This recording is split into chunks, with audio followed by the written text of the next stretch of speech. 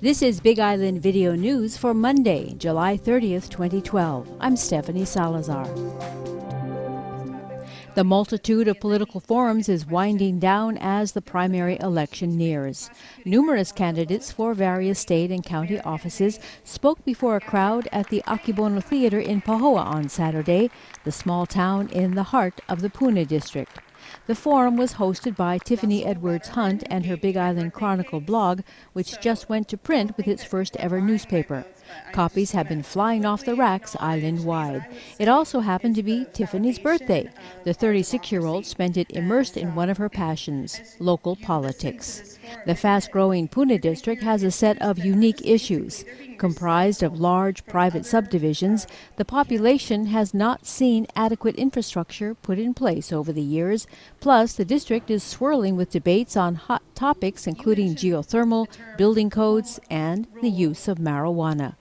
Therefore, a trip to Puna for a candidate forum can be like entering a lion's den for these prospective officials. The interesting round of questions came early for these Hawaii County prosecuting attorney candidates, a question we did not hear at a forum held in Hilo recently. Moderator Sherry Bracken of Lava 105.3 asked about the lowest law enforcement priority of cannabis, voted into law by voters as a ballot referendum in 2010. But since then, the county government has been accused of failing to honor the law. There was a ballot issue to make prosecuting marijuana the lowest priority of police and prosecutors. And people are wondering how you view this directive and what your plan is if you do become the county prosecutor.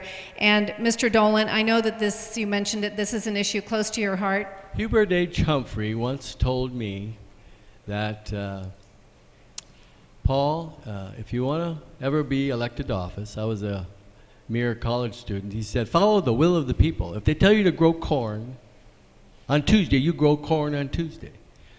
This county told the administrators, the police, the prosecutors to grow marijuana on Tuesday, Wednesday, Thursday, Friday, Saturday in their own home for private use. That's the law. You must, as your prosecutor, follow the law. The law is the lowest law enforcement of Cannabis Act, which I will enforce. Well, first of all, marijuana is not the big bad gorilla in the room. The big bad gorilla in the room is methamphetamine. We're not, Mr. Dolan makes it seem like we're just going after these little marijuana guys under the lowest law enforcement priority, the guys that have the joints, the little bit. I don't see a lot of those cases coming in. Where I see the low quantities of marijuana is in just about every methamphetamine case, you're going to have marijuana there. The responsibility of the prosecuting attorney is to enforce the law in our county. Currently, the lowest law enforcement initiative, which was passed a few years back, was recently invalidated by Circuit Court Judge Greg Nakamura. It currently remains on appeal right now with the either the Intermediate Court of Appeals or the Hawaii State Supreme Court. So until such time that the appellate courts give guidance statewide, but specifically to our county, at that point we will know whether in fact we even have a valid law. The question came up again later in the day. This time it was posed to county mayoral candidates. Incumbent Billy Kenoi, Council Chair Dominic Yagong, former Mayor Harry Kim, and 3 other faces on the ballot assembled for the first time on one stage. Sheriff Christie, a co-defendant in the religious freedom to use marijuana case, one of the Green 14 arrested in 2010 for her involvement with the Cannabis THC ministry, founded by her husband Roger Christie. Christie has been detained by the feds since 2010 as he awaits trial. Religious freedom, the First Amendment. Also, Daniel Cunningham, a Free Energy Party member who often enters high-profile races on Hawaii Island. I am proposing financing a floating city, a mega 1 billion square foot circular mile, 30 stories high. And Baker Tom, Rand Walls, the owner of the well-known Malasada shop in Papaikou. So I look forward to traveling, delivering donuts to every county office that is there. All 6 candidates took a stab at answering the question, even though it was admittedly a bit outside their official purview. They want to debate this issue further and attack the current MMR permits that the doctors and the legislators have already decided upon. Not even if you're not into cannabis, it's about zero helicopters invading our privacy, our freedom. I believe Judge Nakamura ruled that the ordinance is unenforceable. It is too complicated. My take on that is that we should simply drop prosecuting victimless crimes, not just about pot, but all of the other stuff. This is a problem. I've never even touched a marijuana cigarette, much less lit one. That is on a personal side. But I really am trying to understand where we go as a community, not just as a county, but the whole community of the United States. I'm really trying to understand what is best for the problem, because this is a community problem, not just a legal problem. Throughout my 12 years on the county council, I've always believed that we as lawmakers are here to do the will of the people and to make sure that what we do on the council reflects what the people of the county of Hawaii wants. I truly believe that, always have for 12 years. If you all recall, when the initiative by the people was tossed out because they did not have the proper signatures and all kinds of different things, the county council took up that vote on whether or not to put the issue before the voters of the county of Hawaii.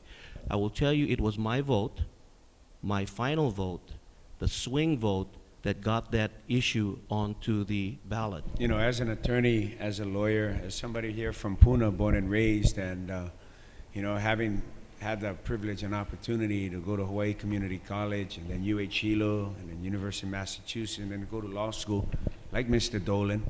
I also served 5 years as deputy public defender on Oahu, defending all of my clients who were falsely accused.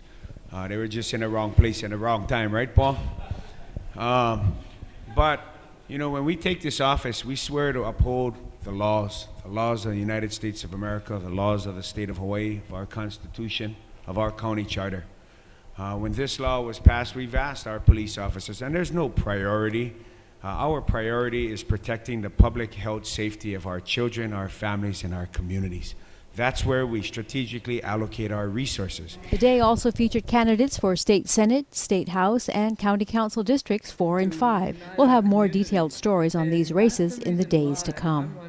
Also, controversy continues to shroud this year's election process.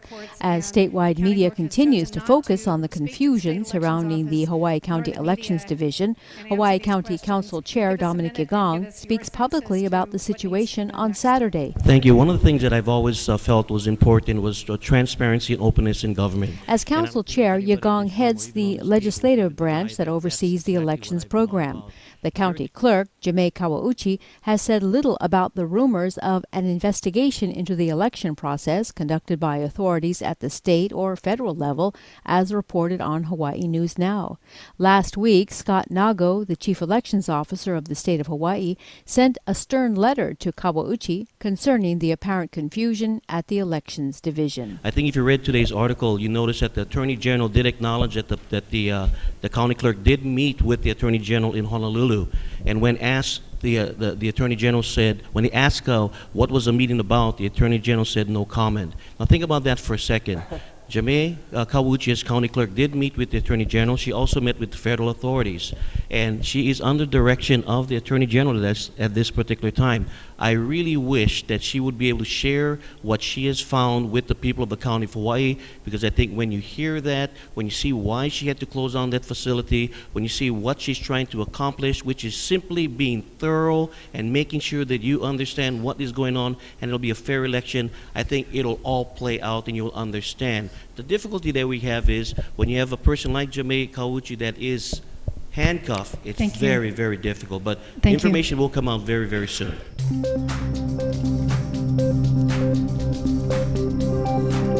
Hawaii County finally rolled out the Kapulena Agricultural Park. In the works since 2009 on 1,739 acres of fallow county-owned land located between Honoka'a and Waipio Valley, with an official blessing on Friday morning. A group of about 50 farmers, ranchers, officials from the county and state, including Mayor Billy Kenoi, and members of the community gathered for the morning blessing by Deacon Larry Ignacio, born and raised in the area. This is one of the most exciting projects that we've ever had the opportunity to work on. It's been a true privilege. We talk about cooperation and collaboration. We talk about agriculture sustainability. There's a lot of conversation, but we needed to have a meaningful project that was on the ground where farmers could farm and ranchers could ranch. The first herd of cattle has been grazing the Kapulena land since the beginning of 2012 in an effort to clear thick vegetation off the fallow lands, which were acquired by the county in lieu of taxes when the sugar industry collapsed. Simultaneously, the cattle are being prepared for market. Once the lands are grazed down, they will be made available for more intensive farming projects proposed by the community. The county has also entertained a number of offers from companies that wish to make use of ironwood trees that have taken over a majority of the property. Proposed uses for the ironwood include everything from flooring to fuel cells to biomass. Our job was to just remove obstacles, hurdles, and barriers along the way.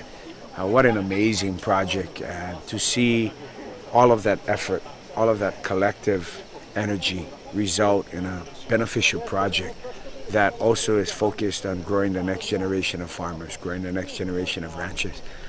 To have been a small part of all of that is something I'll always remember, that we didn't talk about agriculture or talk about sustainability, but actually brought the community together to make it happen. And getting it done is the most satisfying, rewarding part of the job. According to the county, the state operates agricultural parks in Pahoa, Hamakua, Panaeva, and Keahole, but the 1,739 acres at Kapulena amounts to more land for farming than all of those existing state-run agricultural parks on the island combined. And to have the largest agricultural park in the state of Hawaii be a county and community one is a very humbling, satisfying, and rewarding experience. In addition to the County of Hawaii and the Hamakua Farm Bureau, participants in the Kapulena lands include University of Hawaii College of Tropical Agriculture and Human Resources and the U.S. Department of Agriculture's Natural Resources Conservation Service.